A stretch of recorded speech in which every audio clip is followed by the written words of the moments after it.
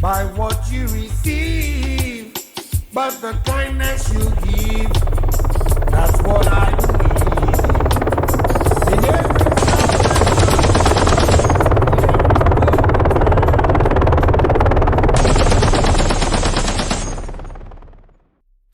St. George's, capital of Grenada, 1983. You cower in your house as a military vehicle drives past. Hard-eyed soldiers clutch their machine guns. The streets of the city are deserted. No one is brave enough to venture out. A speaker on the soldier's vehicle blares out the message. Martial law has been declared. Stay inside your homes. Anyone caught outside will be shot on sight. Praise the People's Revolution. When Maurice Bishop had overthrown the previous corrupt regime, life in Grenada had been getting better. There was hope and progress for your island, and pride in a revolution that was admired by so many across the globe. Then it all turned to ashes. The hardliners seized power. Bishop was executed and his supporters massacred at the hands of their former comrades.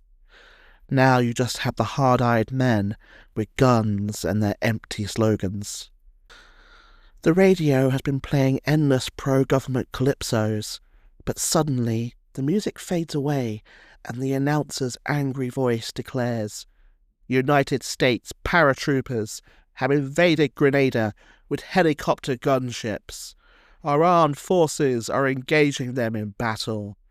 The Grenadan people are asked to block all roads and obstruct the enemy's progress.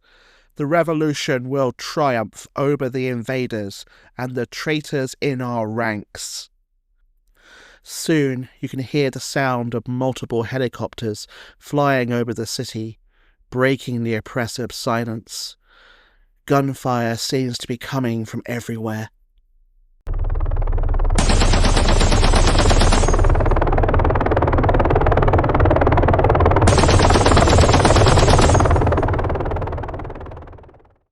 Then the explosions start. The ground shakes and one of your windows shatters as they seem to get nearer.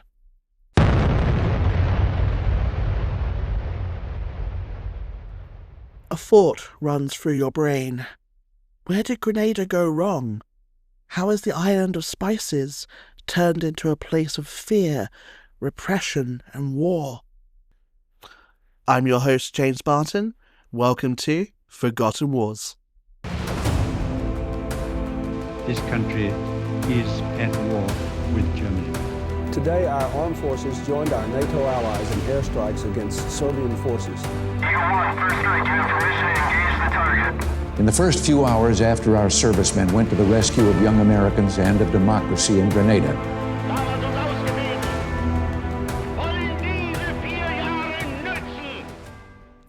Hello everyone, welcome back. Today we head to 1983. Michael Jackson's just-released thriller, Return of the Jedi, is on at the cinema, and the A-Team are saving the day on TV. Their services are definitely needed, because a sun-drenched Caribbean island has been taken over by evil communists. Only an all-American hero can save the day. At least that's one way of looking at the US invasion of Grenada. It is a strange conflict, part B-movie, part Greek tragedy, and part Keystone Cops. Join me for a tale involving space aliens, voodoo, revolution, and Cold War intrigue. The island of Grenada is just off the coast of Venezuela, discovered, by Europeans at least, in 1498 after being sighted by Christopher Columbus. It soon became a pawn amongst the European powers, being passed around with the changing fortunes of war, until it finally ended up under British control. The island was very profitable due to its production of spices like nutmeg, earning itself the nickname the Island of Spices. After World War II, an independence movement gained strength. Slowly, but surely, Grenada began heading towards freedom from Britain. The future seemed rosy for the island of spices, but just like in the Garden of Eden, a snake lurked in the grass. His name was Eric Gary. A charismatic populist, he prospered by condemning the Grenadian elite and claiming to stand up for the poor. He would lead Grenada to full independence in 1974, but would become one of the most violent, corrupt, and eccentric leaders the Caribbean has ever seen. He was obsessed with space aliens, to the extent that he led a delegation to the UN, calling for a debate on the problem of UFO sightings. He claimed to have been abducted himself and anally probed. In a rare moment of unity, the West and the Soviet bloc combined to vote down his request. His second great obsession was studying voodoo. He spread rumours that he was a powerful voodoo priest who talked to the spirits and directed their power at will. When he was overthrown and his mansion was searched, they found voodoo dolls of his opponents with knives pushed through their chests. To maintain control, he had formed a private army of thugs called the Mongoose Gang. They had originally been formed to cull the mongoose population of the island. After this, they developed a profitable sideline in beating up and murdering his political opponents. Gary, however, was something of a cheapskate, despite his rampant corruption and large fortune. He only gave some of them guns, while the rest had to make do with large planks of wood. I bet that caused some jealousy. To give you a taste of life in Gary's Grenada, this is genuine dialogue from a press conference he gave in 1974. People have tried to get rid of me, and I don't think they can make it. Lots of them who have tried are now lying in the cemetery. How did they die, Prime Minister? Natural causes. How did Britain respond to Gary's antics? He was given a knighthood and became Sir Eric Gary. Who says crime doesn't pay? While Gary enjoyed his knighthood, opposition was beginning to form to his increasingly authoritarian government. The Marxist New Dual movement, known as the MJM, engaged in street battles with the Mongoose Gang and led huge protests calling for Gary to step down. Its leader was a man who is at the centre of this story, Maurice Bishop. Born into a wealthy Grenadian family, he became a lawyer and gravitated into left-wing politics, embracing a mixture of Marxism and black power. The island became increasingly polarised between these two men. On Bloody Monday, a protest against the regime in St. George's, the capital of Grenada, was attacked by the Mongoose Gang, throwing rocks and wielding their wooden planks. Later in the day, Bishop's own father was murdered by the mongooses. The streets of Grenada soon became as peaceful and safe as those of Weimar Germany in the 30s, with the Mongoose Gang facing off against the MJM. Murders, beatings and fights became daily events. A crisis point was reached in 1979 as rumours swirled around the island that Gary was going to arrest and kill all members of the MJM. When he left the island to attend a UN summit, once again trying to get UFOs on the agenda, Maurice Bishop struck first. The resulting revolution was successful, but also farcical at times. The MJM stormed the main army barracks, prepared for a massive gun battle, only to find the whole of Grenada's small 100-man army fast asleep. They quickly surrendered. The main fire station on the island also raised the white flag, but as they didn't have a white flag, they used some white underpants instead on their flagpole.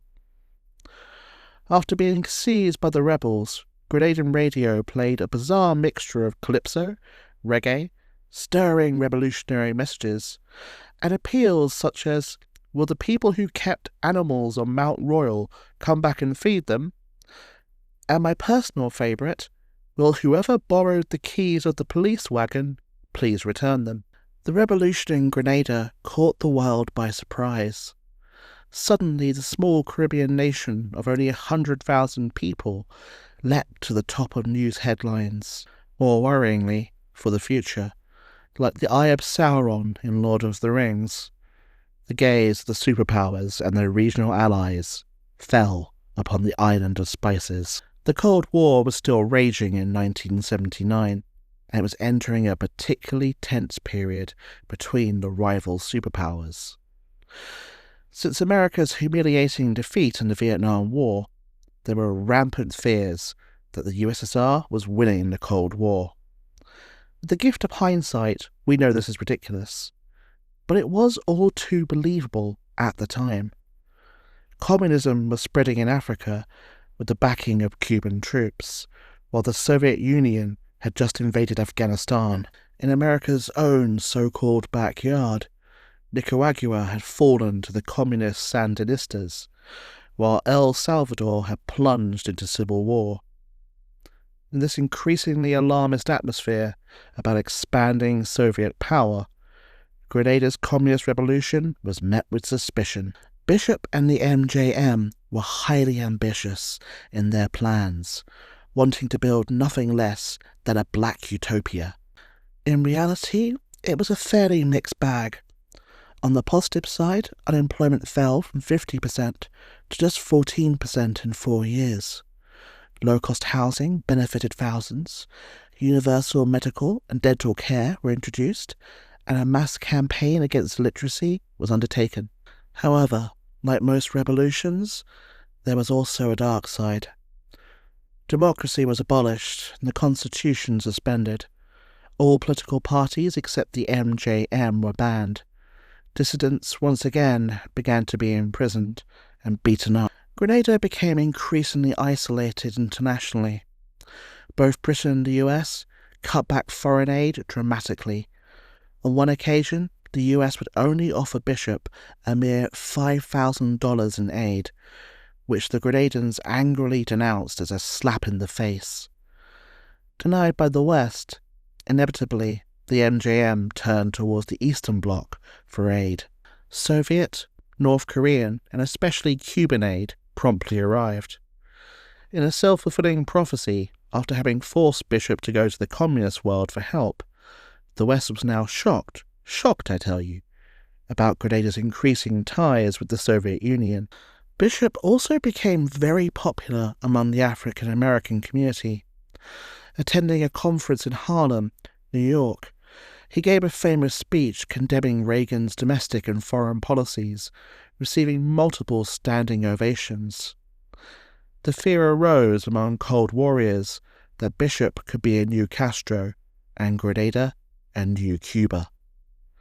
Even worse, they were English-speaking and could easily communicate with an American audience. Perhaps nothing else poisoned Grenada's relations with America more than the construction of the Port Salines International Airport. To American eyes, this airport had the hammer and sickle flag flying all over it. They claimed it was actually a base for Soviet fighter aircraft and transport planes, being constructed by menacing military-age Cubans. They feared it was the last part of a Soviet plan to use bases in Cuba, Nicaragua, and now Grenada to cut off US wartime reinforcements to NATO through the Caribbean. Grenada, however, claimed it was merely to allow tourists to fly directly to the island from Europe and North America, boosting the flagging tourism industry. It was designed by Canadians, underwritten by the British government, and was being built by a mixture of West European and American companies. None of these were bastions of communism. The Cubans were mostly men in their 50s with dad bods, labourers looking for a paycheck. Famous African-American Congressman Ron Dellums was sent on a fact-finding mission to Grenada to view the airport building site. He reported that it seemed specifically built for civilian use and not for military. Despite this, suspicions persisted. President Ronald Reagan continued to claim that intelligence reports revealed The airport was for military purposes, pointing out that no facilities were being built for all the tourists that the airport was supposed to attract. Based on the evidence we have now, it does seem the US fears about the airport were overblown. While he feuded with America, Bishop was facing increasing problems at home. The revolution was beginning to consume its own, and the MGM was splintering. An opposition group, led by Deputy Prime Minister Bernard Cord, wanted to go straight to full communism. They started to plot against Bishop and his more moderate approach. Bishop had the backing of the people, however Cord had the support of the military. Cord and his allies struck, arresting Bishop and putting him under house arrest. A huge popular backlash occurred, and up to 10,000 Grenadans assembled outside his home. Imagine this in your mind's eye.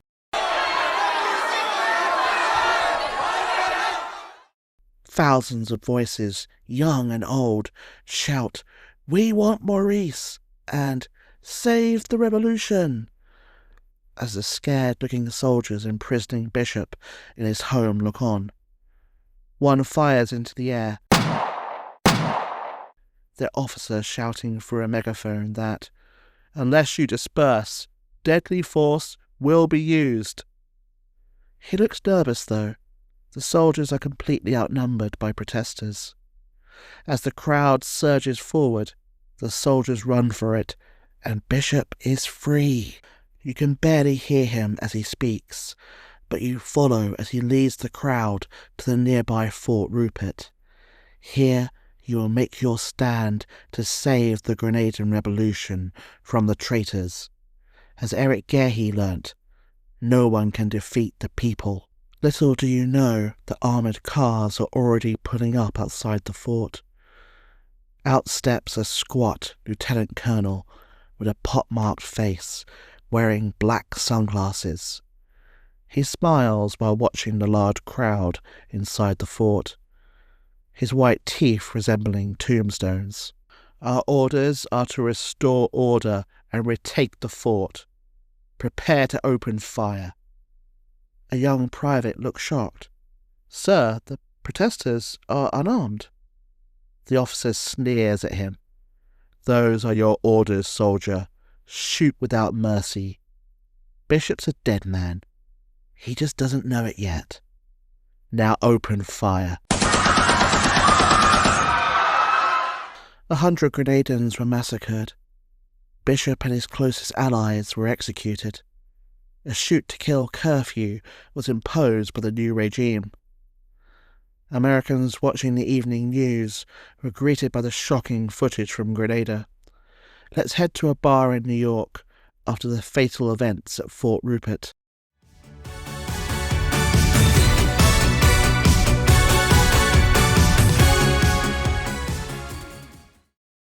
You take a swig from your beer as Total Eclipse of the Heart by Bonnie Tyler plays in the background. Not your usual choice of music, but you can dig it. It's 1983 and life is good. If only your friend would stop talking politics. I tell you, the Caribbean's in danger of becoming a red lake. You got Cuba, Nicaragua, and now look what's happening in Grenada. Shaking your head, you reply, Joe, you didn't even know there was a Grenada until Reagan mentioned him on the news. We are perfectly safe from a tiny island. Joe looks disgruntled, but agrees to move on to talking about the Knicks. Out of the corner of your eye, you notice a shocking sight on the bar television set. The words Grenada coup and the images of terrified people trying to flee from gun and artillery fire. The barman turns it up. Good evening. Dramatic events on the island of Grenada. A coup by communist hardliners has overthrown the government. Prime Minister Maurice Bishop has been executed, along with many of his supporters. Hundreds of Americans are currently medical students on the island. Their safety and location is currently unknown. The White House issued this statement. You look at Joe, stunned. Images of the recent Iranian hostage crisis filling your head. Will it happen again in Grenada? As Grenada descended into chaos, about 1,000 US citizens, including 600 medical students who were studying on the island, were trapped. Memories of the Iranian hostage crisis were still very fresh in American minds. Jeering mobs shouting "Death to America" and the failed rescue attempt came flooding back. While the students in Grenada hadn't been freshened yet, the lesson learned from Iran was that unstable situations can escalate quickly. Combined with all the suspicions and disputes that had occurred since 1979, Reagan wasn't going to take any chances. Operation Urgent Freedom was authorized. Grenada was going to face the full might of the US military. From the very start, Operation Urgent Freedom was an improvised affair launched on an incredibly short timeline. This would lead to it being one of the most chaotic military adventures in US history. At the same time as the Grenadian coup, 241 US soldiers had just been killed by a suicide attack in Lebanon. The US military had been preparing for possible retaliation there and was completely unprepared when told the actual target. The following scene actually took place at Fort Bragg, which would supply most of the invasion force. The base commander strides into his staff room, only to find its walls papered in maps. "What are these?" "They're maps, sir," replies a young staff officer. "I know that. Of where?" "They are of Lebanon and Beirut, sir." "Tear all that rubbish down," the commander replied. "We're heading for Grenada." With a perplexed look, the staff officer asks, "Why are we invading Spain, sir?" "I said Grenada, not the Spanish city of Grenada. It's an island in the Caribbean. Now I want maps of Grenada up immediately." "We have no such maps, sir." Another staff officer speaks up. "I could maybe go into town, see if a store has some maps of Grenada." The commander sighs and massages his temples. "Okay, soldier, on the double." He walks off muttering to himself that, what's the rest of this war going to be like? The soldiers had to use ESSO, today's ExxonMobil, tourist maps of Grenada. Staff officers had to superimpose a military grid on the maps and mark out key targets. As this was done by hand, human error inevitably crept in, causing confusion on the ground. The CIA tried to provide intelligence reports, but these were mostly cribbed from Encyclopedia Britannica and articles from The Economist magazine. Then, only 39 hours before the invasion began, it was suddenly realized that they needed someone to lead the invasion.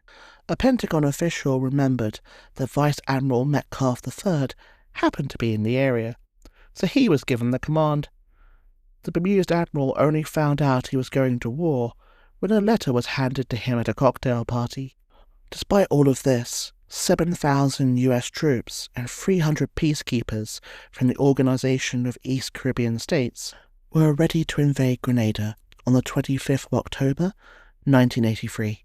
One of the interesting things about the invasion of Grenada is that it was the conflict so many soon-to-be famous, or infamous, US officers cut their teeth on. Colonel Oliver North, of the future Iran-Contra scandal fame, took his first faltering steps into a career in espionage. He came up with a bizarre scheme called Sky Red, where fires would be set all over the island to distract the regime from the invasion. He arranged this with a Grenadian mechanic working in Brooklyn, who swore he had a network of agents across the island. Sadly for North, no fires were started, while the mechanic disappeared with the cash he'd been given to pay his network. Also, storming Norman Schwarzkopf, the future commander of the First Gulf War, was a special advisor to Admiral Metcalf throughout the conflict. If the preparation for Urgent Fury had been chaotic, the actual operation was even worse. Before the official invasion, there was an attempt to sneak in special forces to pave the way for the main army. 12 US Navy SEALs were parachuted into the dark Caribbean waves that were whipped by 25-knot winds. They were supposed to clamber aboard 2 inflatable boats, then slip ashore near Salines Airfield to position aircraft beacons for the next day's Ranger parachute drop. However, they were so overloaded with equipment, when they hit the waves, they all sank. 4 died from drowning. The rest piled into one boat, but were forced to kill its engine when a Grenadan patrol craft approached. The engine failed to restart, and the SEALs had to wait for rescue by a surface vessel, bobbing up and down in the sea for almost 6 hours. In the first operation of the war, America had suffered a 25% casualty rate. The SEALs tried again the next night, but harsh weather meant they couldn't get near the shore, despite trying for hours. Eventually, the whole operation was called off. Things did not go smoothly for the Rangers either. Newly obtained aerial photos show construction vehicles blocking the runway, something the SEALs might have cleared had they actually been able to land. Presuming the Grenadans were anticipating the assault, the Ranger commander decided to jump at 500 feet in order to minimize his troops' time in the air. Such a low-level jump made reserve parachutes useless, so they were discarded. Worse, only the first assault company had expected to actually jump, so only they were wearing parachutes. At the last moment, the rest of the Rangers scrambled to get into their harnesses, a task made infinitely more difficult when attempted in an aircraft crowded with brawny men and equipment. As a result, the Rangers began landing more than 30 minutes behind schedule, and the successive drop waves took 90 minutes to complete, in broad daylight and initially under heavy enemy fire. They were so overloaded with equipment that one Ranger got a hernia before he even jumped. So far, Urgent Fury was a perfect example of how not to conduct an airborne operation, and was shaping up to be an unmitigated disaster. As the first wave of jumpers tried to regroup, 2 armoured cars rolled up and opened fire on them, pinning them down. Luckily for those on the ground at least, when the second wave of paratroopers appeared, the Grenadans started firing at them instead. As one witness remembered, the Rangers rose from the ground as one organism, screaming their war cries, and assaulted straight across the runway towards the enemy guns. Within 10 minutes, the guns fell silent. The Rangers were lucky not to suffer more casualties, ironically thanks to Fidel Castro. Despite American fears, he was not backing the coup. Bishop had been a personal friend, and he was deeply affected by his murder. Cuban troops on Grenada were under orders not to fire unless fired upon. If they had joined in the attack on the Rangers, it could have been a massacre. The Grenadans continued to counterattack against the airport, leading to the US ground commander panicking and yelling into his radio, "Send me battalions until I tell you to stop!" After securing the airport, 2 companies of Rangers set off to the True Blue campus where the medical students were thought to be. At once they ran into stiff Grenadan army resistance. Although Marine attack helicopters eventually silenced the enemy positions, it was a frustrating process as the Rangers and the Marines were using different radio frequencies and different maps. In the confusion that followed, one forward air controller resorted to using a mirror to designate targets. After finally reaching the Sky Blue campus and fighting an intense battle against Grenadan soldiers, the Rangers were shocked to discover only half the number of students they were expecting. American intelligence was so bad, it was only now that they found out the rest of the students were at a second campus, Grand Anse, to the north. They had no plans on how to rescue them, and the campus was surrounded by heavily armed regime soldiers. As the Rangers had a miserable first day of the invasion, it wasn't going any better for the SEALs. Now, even though Grenada was a Marxist dictatorship, it had remained in the Commonwealth. Its money still had the Queen's head on it, and it had a Governor-General, the representative of Queen Elizabeth II, the current monarch. They had been given the mission of rescuing Governor-General Scone and his family, and at first everything went according to plan. They fast-roped from helicopters onto the roof of the governor's mansion and rescued Scone. However, they were then trapped by a Grenadan counterattack. Let's see what happened next. A Grenadan armoured car rakes the governor's mansion with bullets as you frantically take cover. You are a Navy SEAL and have been trapped in the mansion for hours now, battling Grenadan soldiers in an intense firefight. One of your helicopters has already been shot down. Now, to your horror, you see that the second has smoke coming from its rotor blade as it careens towards the ground. Without air support, there is no way you can hold off the advancing regime troops. There are gunships nearby, but they use a different radio frequency and you can't contact them. When you try to wave at them, desperate for support, the pilot just waved back. This is a war zone, not an air show. Dumb flyboys. Suddenly the SEAL next to you shouts, "There's a payphone over there. If I can get to it, I can call Fort Bragg, and they can contact the helicopters." It's not as if anyone else has any ideas about how to get out of this mess. Your whole company lays down covering fire as the lone SEAL runs towards the phone booth. This really happened. The SEAL used his phone card to call Fort Bragg, who patched him through to the helicopter gunships. With their firepower raining down on the Grenadan military, the SEALs were saved. However, they still had to endure a 24-hour siege until the Marine Force battled its way into the compound.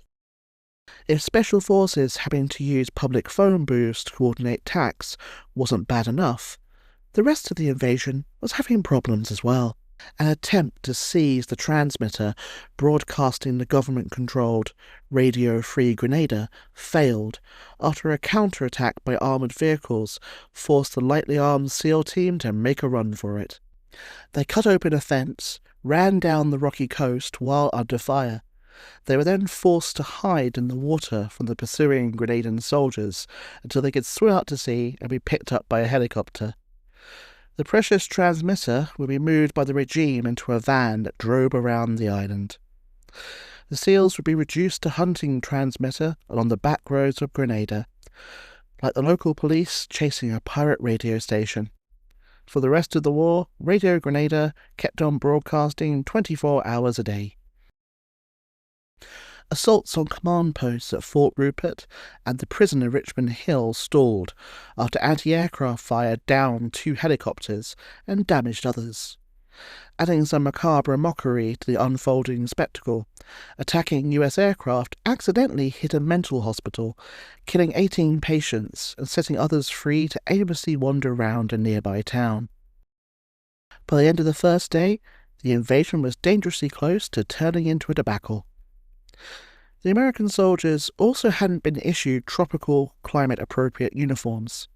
Stuck in polyester clothing, heat stroke became a real problem. In one day, for example, 29 soldiers in one battalion collapsed from heat exhaustion. In another, 50% of a unit collapsed from heat exhaustion. One soldier reported on the lethal combination of heat and being overloaded with equipment. "We were like slow-moving turtles. My rucksack weighed 120 pounds. I would get up and rush for 10 yards, throw myself down, and couldn't get up. I'd rest for 10 minutes, struggle to get up, go 10 more yards, and collapse. After a few rushes, I was physically unable to move, and I'm in great shape." With massive reinforcements arriving the next day, however, the tide finally began to turn. The focus was on rescuing the students at the newly discovered Grand Anse campus. However, progress on the ground was slower than a slug, with Cuban troops ambushing 2 reconnaissance patrols, killing 2 Americans and wounding 6 others. With the land effort bogged down, senior commanders decided to launch a helicopter assault instead. 6 Marine helicopters were commandeered by Schwarzkopf, who as a mere advisor didn't actually have the authority to do this, to drop Rangers onto the campus roof. The rescue went perfectly for a change, but one helicopter crashed. The pilot alleged it was due to a sneaky Grenadian trick. In reality, the blades of the helicopter hit a palm tree. 11 Rangers were then left behind by mistake and had to retrieve a rubber raft from the downed helicopter and paddle out to sea to a waiting destroyer. This was not a good war to be a US Special Forces soldier. The US military then discovered that there were yet more students near Prickly Bay, just east of Point Salines, requiring a 3rd rescue mission. Thankfully, this one was completely peaceful and met no resistance. By October the 27th, resistance from both the Cubans and the Grenadian army was collapsing. Ironically, American soldiers now faced more danger from their own side than the enemy. In one instance, 17 US soldiers were injured, with 1 dying afterwards, when American planes bombed their command post. 40 intelligence reports had claimed that mysterious men in military uniforms had been seen in the area, and they assumed it was Cuban soldiers. The last action of the invasion was to assault the main barracks of the Grenadian army. All the faults of the campaign seemed to come together in this action. Intelligence reports claimed the barracks were manned by a battalion of local troops and 300 to 400 Cubans, a ludicrous overestimation, as we shall see. Despite this, the Rangers were only given 10 minutes to plan the assault, due to pressure from above. Approaching in Black Hawk helicopters, they met only small arms fire, but this was more than enough to cause chaos. One of the Black Hawks was hit and became entangled with another, causing both to crash. Miraculously, no one was killed. A 3rd helicopter, however, veered to avoid the crash and landed hard in a nearby ditch. The pilot, unaware his tail rotor had been badly damaged, attempted to take off and spun out of control. The flying debris and rotor blades chopped 3 Rangers to pieces and badly injured 5 more. As medics dashed in to help the wounded, the remaining Rangers stormed the compound. They found only a handful of Grenadian soldiers. The rest had abandoned the barracks several days before. Despite all the chaos, confusion and incompetence, the invasion was a success. Fighting had ended by the 29th of October, all the students had been rescued, and by December the 15th, all US troops had been withdrawn. Schoon put in place an interim government, and democratic elections resumed a year later. President Reagan declared, "Our days of weakness are over. Our military forces are back on their feet, and standing tall." The leader of the invasion, Vice Admiral Metcalf, was in hot water, however. He had tried to smuggle 24 Soviet-made AK-47s back to the US on his private plane as war trophies. Only thanks to the direct intervention of the president did he avoid prosecution and imprisonment. However, the invasion had not been popular abroad. The invasion of Grenada was overwhelmingly denounced by the United Nations as a violation of international law. Only Israel, El Salvador, and 6 Caribbean nations voted with the United States. The end vote was 108 to 9 against the legality of the invasion, with 27 nations, mostly close allies of the US, abstaining. The operation also split NATO, with half of its 16 members voting to deplore the recent US military action in the Caribbean. Even Britain, normally a staunch American ally, was furious that a Commonwealth nation had been invaded without any prior warning. Prime Minister Margaret Thatcher, hardly a bleeding-heart liberal, demanded an apology and declared that Western nations did not walk into other people's countries. she may have forgotten how Grenada became a British possession in the first place. Reagan had to eat some humble pie. In a personal phone call to the UK Prime Minister, the US President was reported to have said, in a penitent tone, "I am sorry for any embarrassment we caused you, Margaret. Please understand, it was just our fear of our own weakness over here in regard to secrecy." Domestically, the invasion was incredibly popular. When the students arrived back in the US, many kissed the ground in front of the TV cameras, confirming in the public's mind the legitimacy of the war. It also answered a need deep in the American soul. It was the first successful war for the United States since 1945. A welcome remedy after a draw in Korea, defeat in Vietnam, and the humiliation of the Iranian hostage crisis. For the US military, it was a mixed blessing. On one hand, they were so glad to finally have a victory that 15,000 medals were handed out to the 20,000 soldiers who were eventually involved. By comparison, the British only awarded 682 medals in the whole of the Falklands campaign. On the other hand, it was pointed out that the task force came dangerously close to failure due to a lack of coordination. The Army, Navy, Marines and the Air Force resembled expensive prima donna star players on a sports team. Individually, they were great, but they didn't work well together and were not a team. They didn't train with each other, and there was no standardization of radio frequencies or command. The modern US military is often claimed to be a product of the Vietnam War. Actually, it is a product of the Invasion of Grenada. The resulting Goldwater-Nichols Department of Defense Reorganization Act was the biggest reform of the Department of Defense in its history. It centralized the US military, curtailing service rivalries, standardized procurement, so issues such as using different radio frequencies didn't occur, and most importantly, made the services train together. The resulting reforms would create a much more organised and lethal military, with the various services now able to work together as one to destroy an enemy. The invasion of Panama and the First Gulf War would suffer none of the problems that plagued the Grenadian campaign. The big question with Grenada is always, was the war justified? In terms of the island of spices being a Cold War threat, the answer has to be no. While Eastern Bloc weaponry was found on Grenada, it was mostly small arms that could be used for domestic repression rather than threatening the US. Unlike Cuba before the missile crisis, there was no build-up of fighter jets on missiles. Even the Cubans only had 74 soldiers on the island. The issue of protecting the students, however, comes closer to justifying the invasion.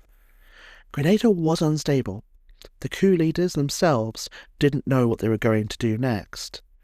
Hanging over the whole situation was the knowledge that prompt action could have stopped the Iranian hostage crisis early on. With the shoot-to-kill curfew in place and a military government that had massacred its own citizens and Prime Minister, to me at least, I feel there was a justification to act to protect Americans from potential harm. Still, it is something that will continue to be debated. The Grenadians themselves are often left out of this story, so I'm going to let them have the last word. How do they feel about the invasion? A majority today view the invasion positively, seeing it as a liberation from the Marxist hardliners who had seized power and killed Bishop. And perhaps the ultimate irony, the airport at Port Salines, that caused such tension between Grenada and the United States, was finished with American money and was renamed Maurice Bishop International Airport. History does have a sense of humour. Thank you for listening. If you enjoyed the podcast, please like, leave a review, or tell a friend. Next week, we will start a new series on the Second Opium War. Find out how a pirate ship, a slap, and the poppy led to Britain invading China yet again.